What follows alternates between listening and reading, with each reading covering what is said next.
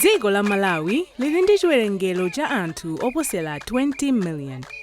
Ambiri mwa anthuwa amakhala ku madera a ku midzi ndipo amadalira ulimi pa miyoyo yawo ya tsiku ndi tsiku.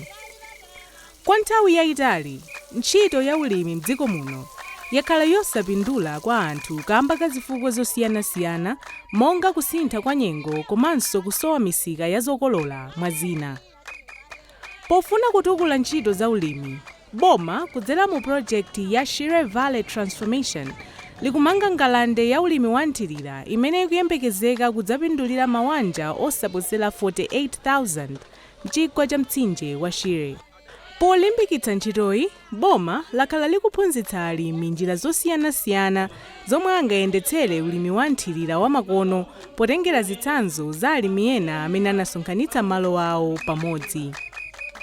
Alimi amene azidzalima mu ndondomeko ya Shire Valley Transformation Program ali ndi ufulu osankha dongosolo limene adzagwiritse ntchito monga kulemba katswiri kuti aziwathandizira pa ulimi wawo, kulima aliyense payekha, kulemba katswiri kuti azilima mbali imodzi ya munda, komanso kupanga mgwirizano ndi makampani kuti azilimira limodzi imene pa Chingelezi imatchedwa kuti joint venture.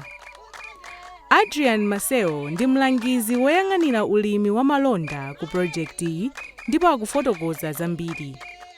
Programu imeneyi ya Shire Valley ndiyofunikira kwambiri ku dziko la Malawi ndi anthu aku chigwa cha mtsinje wa Shire, chifukwa ithandizira kuchulukitsa zokolola ndiso chuma cha alimi kudzera mu ulimi wa nthirira. Ndipo project iyi pafupifupi mabanja 48,000 amene atapindule, ndipo malo othirira adzakwana pafupifupi 44,000 hectares. Alimi eni aje choyambirira adzasonkhanitsa malo awo kuti apange mafamu akuluakulu amene azilimako mbewu zomwe zili ndi nsika ndi kale. Ndipo mafamu amenewa alimi wazayenekera kulembetsa bungwe lomwe loyendetsa ulimi umenewu ngati business, atakulembetsa ngati cooperative kapena atakulembetsa ngati company. Ambira iwo amene tagwira nawo ntchito ma cooperative 5 amene alembetsa anasankha alimi amenewa kuti alembetse ma cooperative. Ndipo chinthu china ndichoti akazamba kulima kuti apeza msika umenewu adzafuna kuti alembe akatswiri amene aziyang'anira mbewu zawo. Tikudziwa ku Shire Valley ambiri alimi ngati so dziko lino la Malawi ambiri akhala kulephera pawokha kuyang'anira mbewu zawo. Alimiwa anena monenetsa kuti akufuna zinthu zisinthe zimene akhala kulephera nthawi ino akatswiri athandizire. Alimi a cooperative ya Phata m'boma la Chikwawa ndi ena mwa alimi omwe anasonkhanitsa malo awo pamodzi ndi kumachita ulimi wa nthirira wa makono, ndipo iwo adalemba ntchito kampani yotchedwa Agricane kuti iwayendetsere ulimi wawo. Alimi osachepera 1,100 aku cooperative ya Phata adasonkhanitsa minda yawo pamodzi yomwe ndiyoposera mahekitala 600. Cooperative idzapindula ndi ndondomeko ya Shire Valley Transformation Program.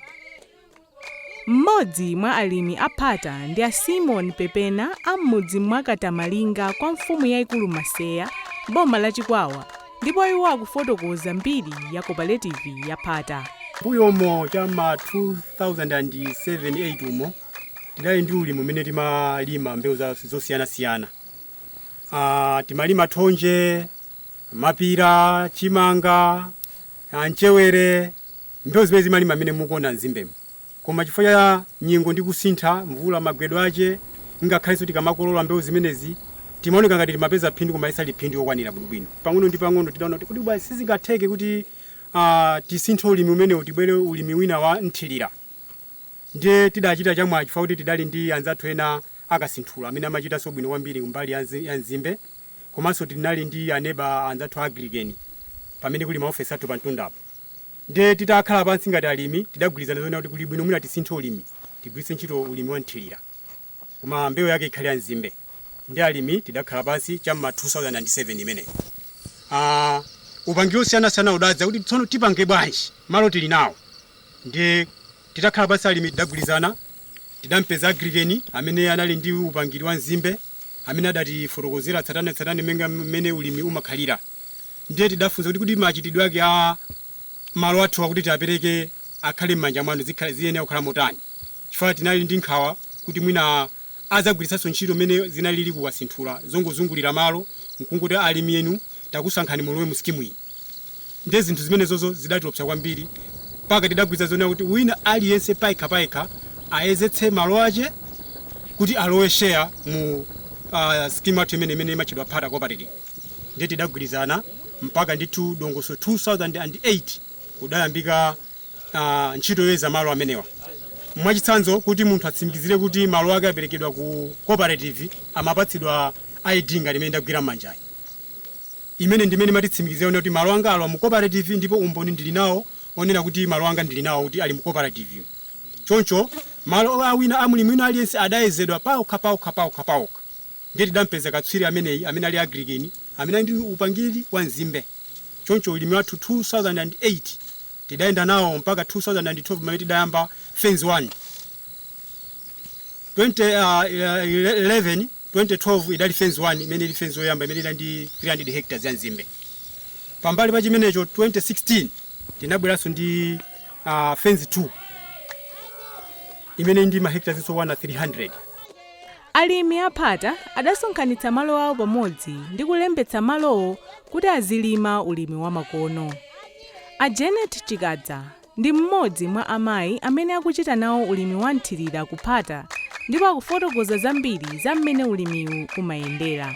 Pamene tinayamba ulimi wa nzimbe tili azimayi onyadira kuno kwa Maseya chifukwa poyamba minda imene sitimapindula nayo chifukwa timayendera mwina kutsirira maotakeni kapena mvula yakumwamba. Koma chifukwa cha ng'ambo imene imachitika malingana ndi chilala tinasankha ulimi umene wa agrikeni kuti tidzilima nzimbe ndipo tinasakaniza minda yathu paliyense malingana ndi kukula kwa munda wake amayeza ndi machini. Ndiye tikamala ndile ngakhale ma dividend yathu timayang'ana mmene munthu anaperekera munda wake. Panopa ndithu ulimi wa nzimbe uti kumatsirira monga limene mukuonera tili ndi ma pivot umene uli ulimi wa chizungu. Koma panopanso tikufunitsitsa mmene ayamba kumatibwerera wa Shire Valley kuti abweretse chigero chimene chili chibweretsenso madzi amene tidzigwiritsa mizimbe yathu m'mamindamo. Ndipo tilosangalala kwambiri chifukwa mabhilo amagetsi akumativuta malingana ndi ulimi wathu umene tikupanga panopa. Koma tili ndi chikhulupiriro kuti ukabwera ulimi umenewu ife azimayi tidzakhala azimayi otukuka. Atione Malizani ndi mlangizi wa zaulimi ku cooperative ya Phata ndipo akufotokoza ubwino wolima ulimi wanthirira ngati gulu. Ulimi wolima pamodzi ngati gulu ndi wabwino chifukwa chonena kuti wani muthakuona kuti polimira limodzi anakwanisa kulemba ntchito anthu amene anaphunzira bwino za ntchito zimene zikuchitika pano. Akanakhala mulimi payekha sakanakwanisa. Chachiwiri ndi msika wathu ngati wa Irovo sangapite munthu mmodzi kukalembetsa kunena kuti ineyo ndizibweretsa nzimbe zanga kunoko ku Irovo. Mwina Irovo sangavumere chifukwa iwo samaona kuti kodi zipindulira anthu angati. Ndiye chifukwa chonena kuti alimiwa kulima ngati gulu amakwanitsa kukolola zokwanira zimenenso Irovo ikhoza kuzivomera kukagayira kupanga shuga amene sakamugulitse pansi. Alimi enanso amene akulima ulimi wanthirira mchigwa cha mtsinje wa Shire ndi alimi a Kasinthula m'boma lomweli la Chikwawa. Alimiwa ankalima ulimi wanthirira paokha pamalo okwanira mahekitala 2,100 koma atazindikira phindu limene limakhalapo pogwiritsa ntchito katswiri nawonso analemba ntchito kampani ya Agricane kuti iziwayendetsera. Bambo Obre Meki Chilenje ndi mmodzi mwa alimi ku Kasinthula. Ulimi udayamba mchaka cha 1997. Takhala tikulima mbewu zathu za mzimbe. Komano mukulima kwathu mzaka zimene zakumapetopeto chaka chatha ndi nzake takhala tikumala ndi mavuto ochuluka makamaka chifukwa cha Escom madzi timalephera kutsira mbewu zathu. Escom inatidulira magetsi mchaka chatha pa 4 ngati pa 5 November.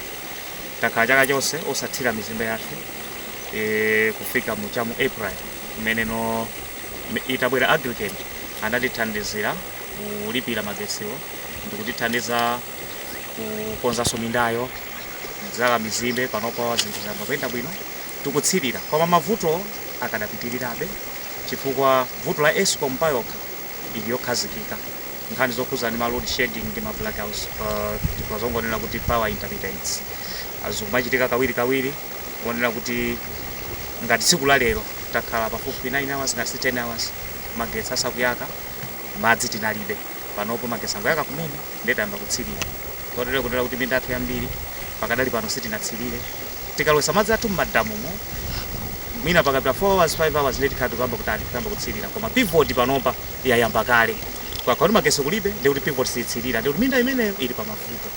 So ndikubwera kwa Shire Valley irrigation imene ikudutsa kumtunda kwathuku zikuoneka kuti zinthu zitisithira chifukwa kuti malo moti tidalire Escom tizikhala kuna kuti madzi aja akubwera ogwiritsa ntchito gravity akafika umu ife tidzipoperatu kumayika kuminda yathu ndikuti sitikhala ndi mavuto ochuluka tizikhala tikuyembekeza zokolola zochuluka.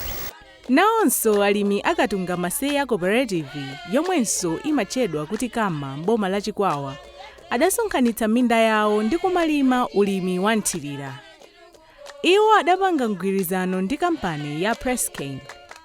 A Collins Mtalika ndi wapampando wa cooperative ya kama ndipo akufotokoza zambiri za cooperative iyi. Bungwe la tuli la kama linabwera pamene anzathu a Prescan adakhala ndi chidwi kuti apeze zinthu zothandizira kupanga ethanol zina mwa izo ndi molasses. Ndi molasses kuti apezeke pafunika nzimbe. Ndiwo popeza alibe munda anati apeze alimi alifikire alimi ife kuti atiti ndi minda yathuyo ya tiloleze mindayo kuti tilimeko nzimbe. Kubwera kwa Shire Valley Transformation Program kukubweretsa chiyembekezo kwa alimi a mchigwa cha mtsinje wa Shire kuti umphawi ndi njala zidzakhala mbiri yakale. Alimi akuno ku Shire kama ku Chikwawa alimi akama tukhanga kuti tatola nkhangwa ndi mpini omwe chifukwa zidzatithandiza kuti tiyepetse ndalama zimene timaononga kuchokera ku magetsi pomwe pakati pano tikugwiritsa ntchito magetsi amene tikulipira Escom. Sono kuti Shire Valley Transformation Program yayambika itithandizira ndithu kuti tisinthe kuchokera ku mphamvu ya magetsi ochuluka kupita ku gravity munga kanalo limene kubwerani. Ndiye pamene bidzatithandiza kwambiri moti ife alimi tikungoti kuti chinthu chimenechi chikuchedwa kuti tikufuna kuti kenakhala kuti mwina zachitika chaka chapitachi kapena zaka ziwiri zapitazi ife bwezilipe na pake kwa tikuyembekeza kuti zakhala ndi maprofiti ochuluka umphawi udzachepa dera la tuli.